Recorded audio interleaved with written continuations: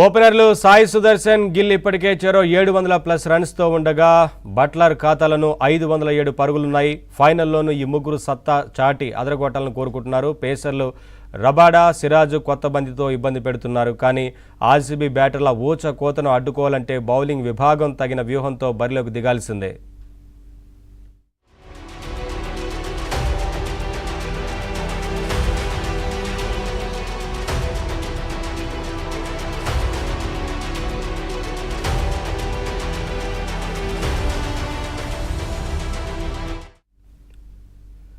ఇక్కడే వికెట్ బ్యాటింగ్కు అనుకూలం. ఎర్రమట్టితో కూడిన పిచ్ కావడంతో బంతికి చక్కటి బౌన్స్ లభించి భారీ స్కోరుకు ఛాన్స్ ఉంది. ఈ సీజన్లో ఇక్కడ సగటు స్కోరు 193 పరుగులు. పేసర్లకు ఆరంభంలో సహకారం లభిస్తుంది. మొదట బ్యాటింగ్ చేసిన జట్టు విజయావకాశాలు 62% ఉండటం విశేషం. మ్యాచ్కు వర్షం ముప్పు లేదు.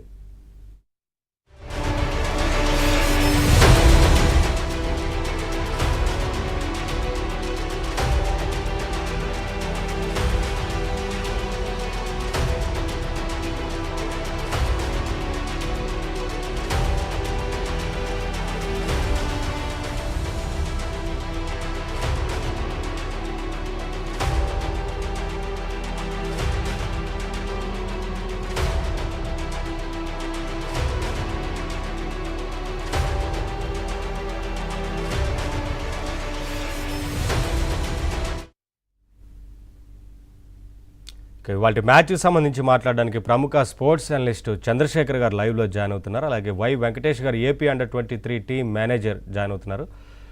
నమస్తే సార్ చంద్రశేఖర్ గారు, అలాగే సార్ వెంకటేష్ గారు నమస్తే. నమస్తే అండి. యా చంద్రశేఖర్ గారు ఏం చెప్తారు సార్, ఇవాళ మ్యాచ్కి సంబంధించి ఒక స్ట్రాంగ్ ఫైట్ అయితే ఉండబోతుంది అనుకోవచ్చు. ఎందుకంటే మొదటి నుంచి ఆరంభం నుంచి కూడా రెండు జట్లు హోరాహోరీగానే కనిపిస్తూ ఉన్నాయి కదా. యా నిజంగానే, అంటే అవుట్ ఆఫ్ 10 టాప్ 2లో ఉన్నటువంటి టీములే మళ్ళా ఫైనల్స్ కి రావడంతో it is clearly understanding that the strong teams have entered into the finals అనేటువంటిది. రెండు కూడా బలమైనటువంటి టీములు, అందుకే they deserve to be in the finals అనేటువంటి విధంగానే వచ్చినాయి. అఫ్ కోర్స్ క్వాలిఫైయర్ 1లో ఆర్సీబీ టోటల్ గా డామినేట్ చేసింది గుజరాత్ టైటాన్స్ ని. దానికి కారణం పర్టికులర్ గా వాళ్ళ కెప్టెన్ ఆడినటువంటి 93 ఇన్నింగ్స్ ఇది. అందులో కేవలం ఒకే ఒక్క డాట్ బాల్ ఆడాడు అంటేనే అర్థమవుతోంది పటిడార్ ఎంత ప్లాన్డ్ గా ఆడాడు అనేటువంటిది. But of course at the same time luck కూడా అతని ఫేవర్ లో ఉంది.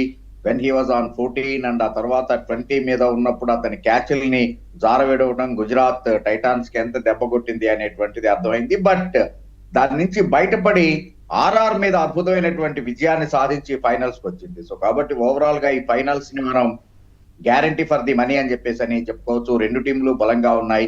కాకపోతే ఏంటంటే కొద్దిగా గుజరాత్ కి మాత్రం బౌలింగ్ యూనిట్ లో బలం ఉంది, అడ్వాంటేజ్ ఉంది అని చెప్పేసి అని భావించవచ్చు. బికాస్ అటు most of the dot balls వేసినటువంటి బౌలర్ గా అటు సిరాజ్ ఉన్నాడు, అలాగే పవర్ ప్లే లో వికెట్లు తీస్తున్నటువంటి కన్సిస్టెంట్ గా వికెట్లు తీస్తున్నటువంటి బౌలర్ గా రబాడా ఉన్నాడు. ఈవెన్ ఆ తర్వాత డెఫినెట్ గానే even it is power play or లేకపోతే మిడిల్ ఓవర్స్ కావచ్చు, ఈవెన్ ఎట్ ద డెత్ ఎక్కడ బాల్ ఇచ్చినా కూడా వికెట్లు తీస్తూ బ్రేక్ త్రూ బౌలర్ గా రూపాంతరం చెందినటువంటి జేసన్ హోల్డర్ ఉన్నాడు, the tall one.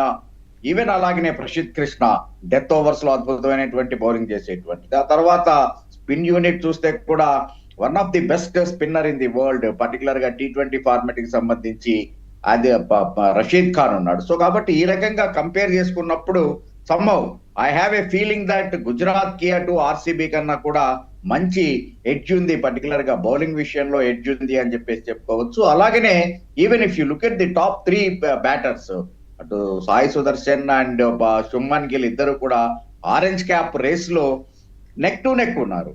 Vaibhav Suryavanshi unfortunately అటు Rajasthan Royals out of the tournament. So కాబట్టి అతన్ని మినహాయిస్తే కనుక ఆ తర్వాత సెకండ్ అండ్ థర్డ్ ప్లేస్ లో ఉన్నటువంటిది సాయి సుదర్శన్ అండ్ శుభ్మన్ గిల్. సో కాబట్టి అలాంటి టాప్ 2 బ్యాట్స్మెన్ గుజరాత్ లో ఉండటం అనేటువంటిది, ఓపెనర్స్ గా ఉండటం. ఆ తర్వాత కంపేర్ చేసుకుంటే కనుక బెంగళూరు కన్నా కూడా గుజరాత్ ఓపెనర్స్ పవర్ ప్లే ని చాలా చక్కగా నెగోషియేట్ చేస్తూ ఉన్నారు. 11.66 is their run rate in the power play.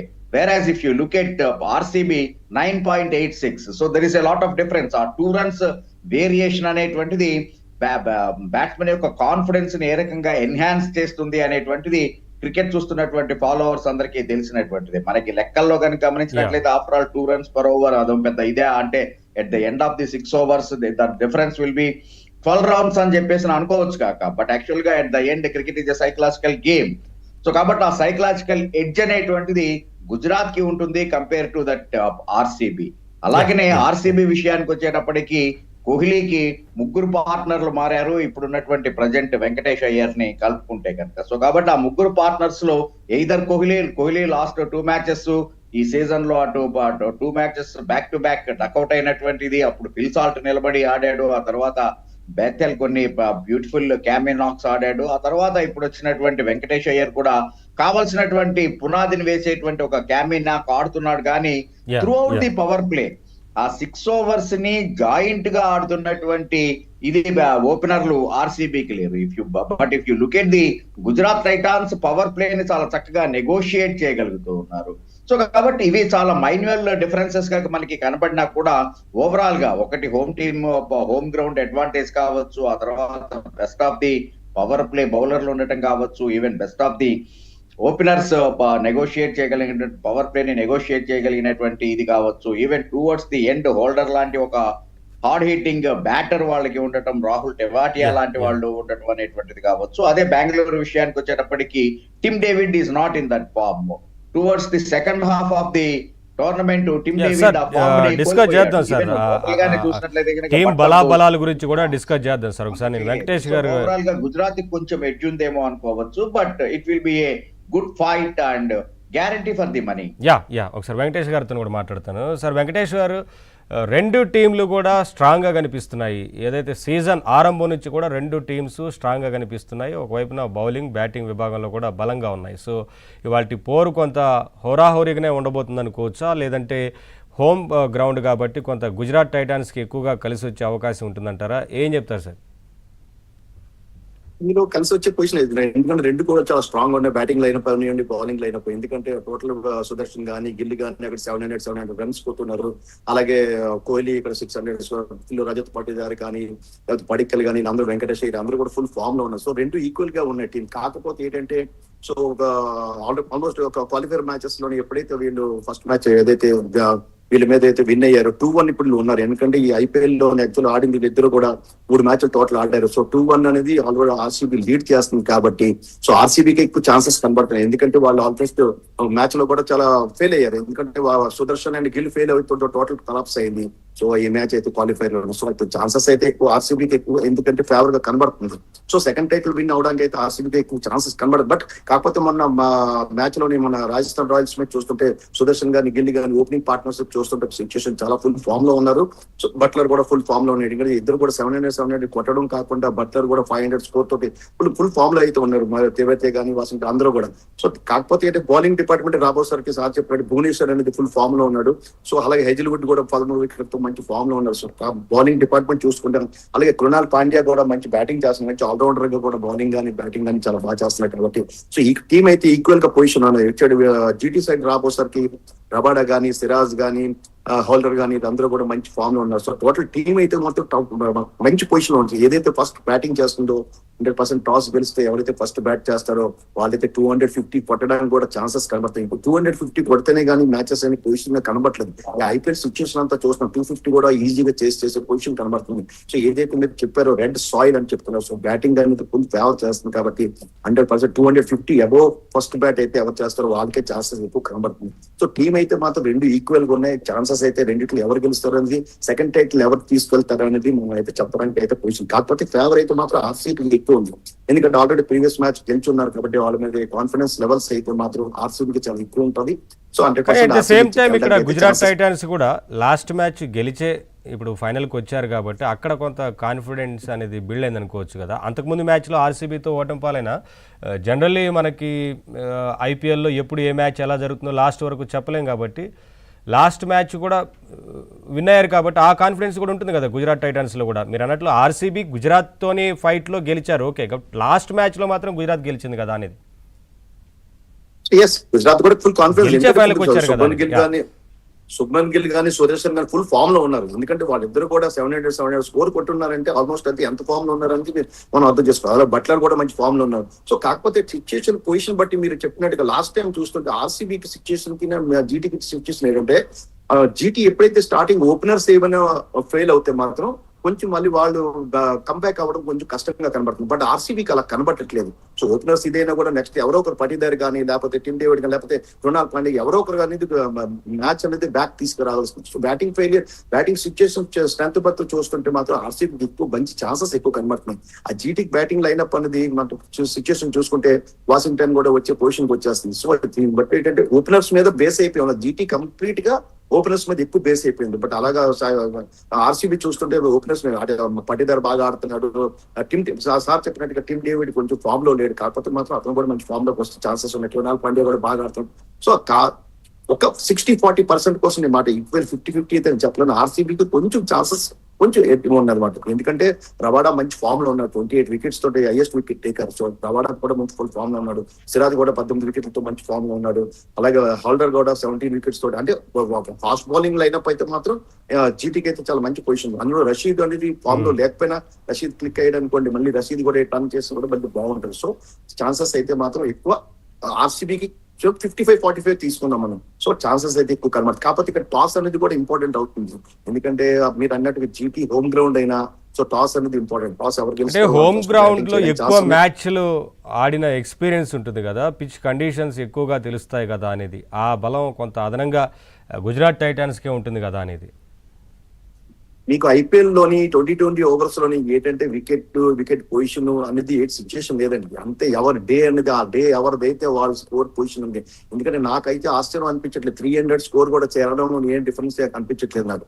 అంటే ఎప్పుడే ఏదో రోజు అంటే ఇవాళ ఫైనల్స్ లో 300 స్కోర్ చేసే పొజిషన్ కనబడుతుంది. ఎందుకంటే మినిమం 270-280 స్కోర్ టార్గెట్లు వెళ్ళిపోతున్నాయి. సో అందుగురించే సిచ్యుయేషన్ అంటే హోమ్ గ్రౌండ్ కానీ ఏదో డిఫరెంట్ గ్రౌండ్ సిచ్యుయేషన్ ఏం కనబడలేదు. ఎందుకంటే ఆ వికెట్ అనేది మీకు రెడ్ సాయిల్ వాళ్ళ బ్యాటింగ్ కంప్లీట్ బ్యాటింగ్ ట్రాక్ కాబట్టి ఫైనల్స్ అయితే మాత్రం చాలా హోరావరీగా జరుగుతుంది. నేనైతే ఛాన్స్ అనుకుంటున్నాను మంచి అంటే క్లోజ్ మ్యాచెస్ అందరూ 20th ఓవర్ వరకు లాస్ట్ ఓవర్ వరకు కూడా మ్యాచ్ జరుగుతుందని మాత్రం నేను ఆశిస్తున్నాను.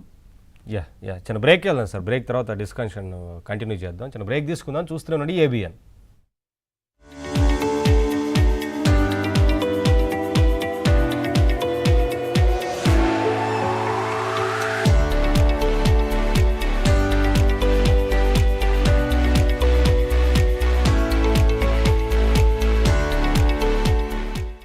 మెరుపు ఇన్నింగ్స్లు ఔరా అనిపించిన అద్భుత ఫీల్డింగ్ దీంట్లో నెగ్గింది. ఎందుకంటే దీంట్లో నెగ్గింది.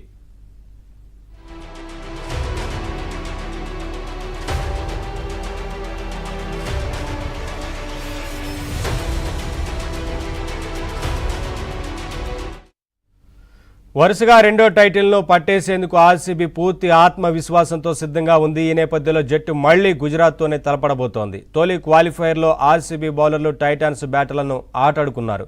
255 స్కోరు ఛేదంలో ఆ జట్టు 150 పరుగులు చేసేందుకే అష్ట కష్టాలు పడింది. పేసర్లు భువనేశ్వర్, హేజల్వుడ్, డఫీ, రసిక్లతో పాటు స్పిన్నర్ కృణాల్ చక్కటి ఫామ్లో ఉండటం సానుకూలాంశం. బ్యాటింగ్లో ప్రతి బ్యాటర్ ఎదురుదాడే లక్ష్యంగా క్రీజులోకి దిగుతున్నారు. విన్నింగ్ కాంబినేషన్ను మార్చకుండా ఓపెనర్గా వెంకటేష్ అయ్యర్నే కొనసాగించవచ్చు.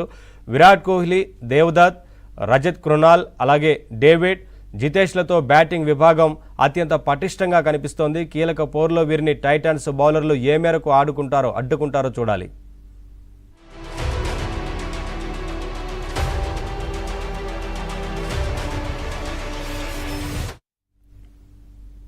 బెంగళూరులో ఆడాల్సిన ఫైనల్ అహ్మదాబాద్కు తరలి రావడంతో టైటిల్ ఫైట్ చేరిన గుజరాత్కు అద్భుత అవకాశం లభించినట్లయింది. తమకు అనుకూలంగా ఉండే సొంత వేదికపై రెండో టైటిల్ను ముద్దాడాలనే ఉత్సాహంతో టైటాన్స్ ఉంది. అయితే ముందు సరైన జట్టు కూర్పుతో బరిలోకి దిగాల్సి ఉంది. రాజస్థాన్పై స్పిన్నర్ సాయి కిషోర్ను ఆడించినా ఒక్క ఓవర్ కూడా వేయించలేదు. గత సీజన్లో అతను 19 వికెట్లు తీసినా ఈసారి ఆడింది 3 మ్యాచ్లే, వేసింది 4 ఓవర్లే. బౌలర్గా ఉపయోగించినప్పుడు అతడి స్థానంలో మరో బ్యాటర్ను తీసుకుంటే మేలు. కుమార్ కుషాగ్రను ఎంపిక చేస్తే ఫినిషర్గా ఉపయోగపడతాడు. ఇక మిగతా ఆటగాళ్లంతా జట్టులో కుదురుకున్నవారే.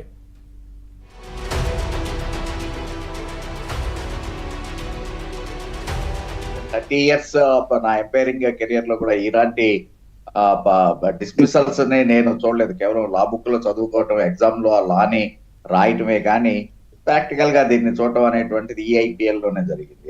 రకంగా సహజంగానే equipment, any one of the equipment, అంటే అటు క్యాప్ పడిపోవటము, లేకపోతే కనుక ఇది మామూలుగా వాళ్ళు పెట్టుకునేటువంటి టవల్ లాంటిది వెనకాల పెట్టుకునేది పడిపోవటం లాంటిది, ఇలాంటి దాంట్లో విధంగా అవుట్ అవటం చూసాం. కానీ బట్ బ్యాట్ ఏకంగా వెళ్ళి బౌన్స్ అయ్యి వికెట్లను తగలటం అనేటువంటిది ఇట్స్ సంహౌ అన్యూజువల్.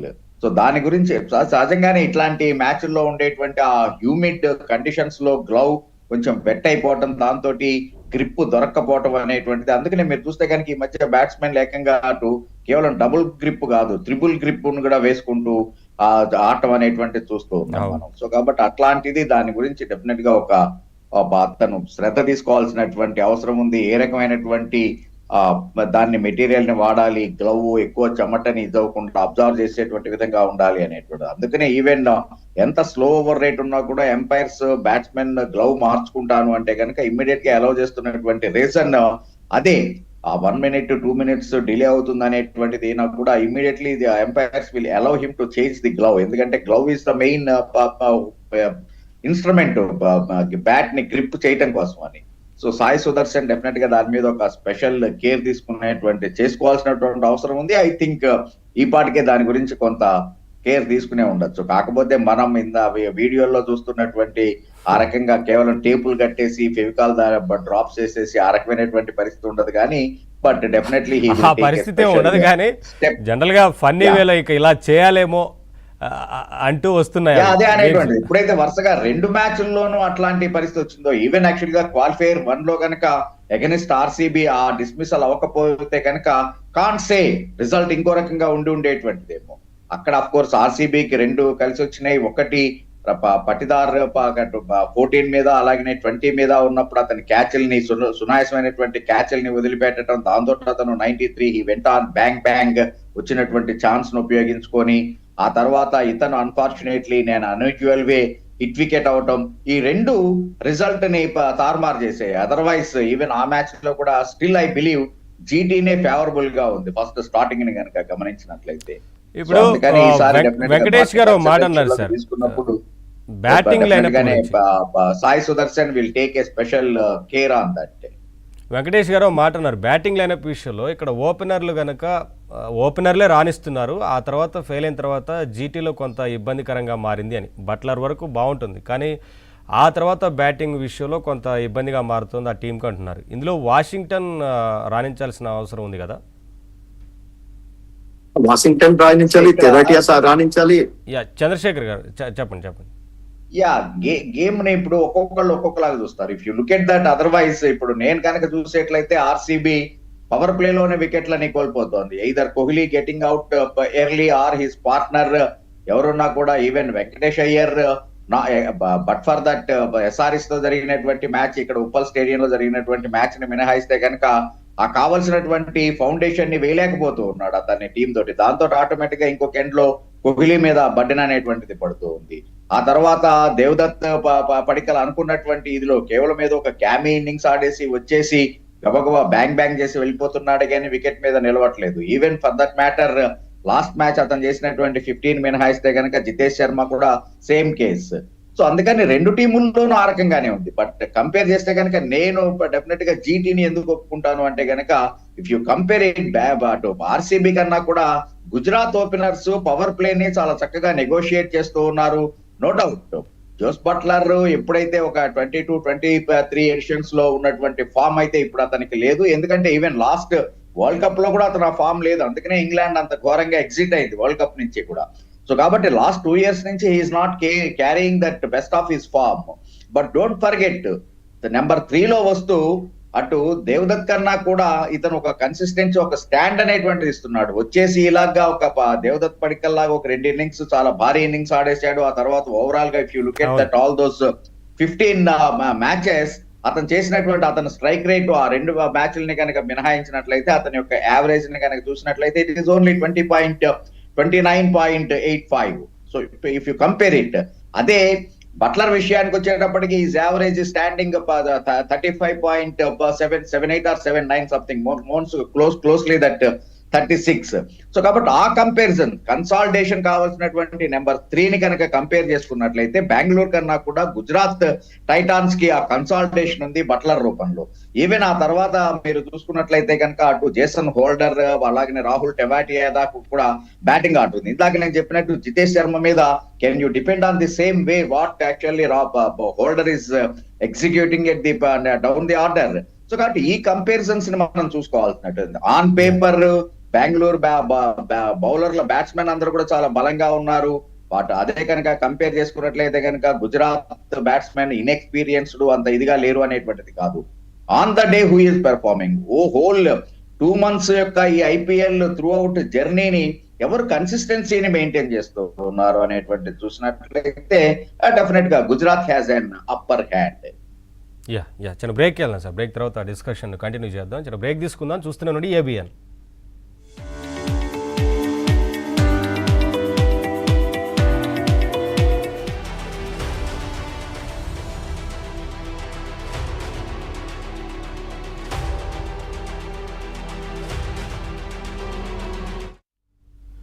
ఓపెనర్లు సాయి సుదర్శన్ గిల్ ఇప్పటికే చెరో 700